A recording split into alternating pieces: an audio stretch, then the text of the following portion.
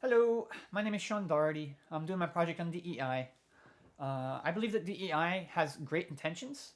It aims to support minorities by giving them opportunities and accommodations to help them succeed in fields that are predominantly run by the majority race, ethnicity, or culture. The main goal of this initiative, in my understanding, is to enforce that a makeup of any profession be proportional to the makeup of that demographic in the population. This movement has been used to provide grants and open positions when applying to colleges for members of the minority demographics. DEI has been applied to many businesses and institutions as well, with the goal of promoting better representation in some fields of expertise. I have seen some arguments that are not in support of DEI directly. The argument goes that DEI overextends.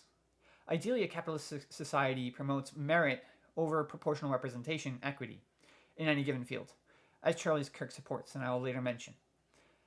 The argument is made that basketball players are predominantly tall black men, and that if we tried to give white people more representation in the field, it could lower the quality of the sport as a whole. I believe that a better way to incorporate DEI would be to promote minority demographics in affording a decent education, including K through 12, to establish a good work ethic, and providing social services to prevent them from becoming underachievers, rather than enforcing a quota for representation. This can help minorities get better grassroots. Perhaps another way to promote some minority populations would be to create forms of culture that promote healthy lifestyles, made by people who are part of those groups for the greatest relatability. Right now, with the way DEI is incorporated, merit isn't the top priority when applying for a school job or position, but I believe it should be. I propose that minorities get incentives for earning their merit in fields that are underrepresented, promoting them to be fairly awarded at the end of accreditation instead of being granted through a sort of privilege. Though this would be focused on those with good work ethic, not the underachievers. They would get support, but not necessarily monetarily.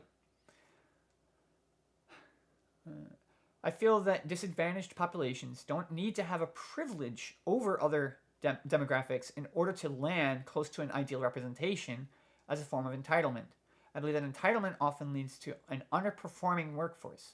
DEI seeks to atone for the disprivilege some minority populations face, and this could be better applied through helping such persons learn to have good work ethic and earn accreditation, not through enforcing quotas.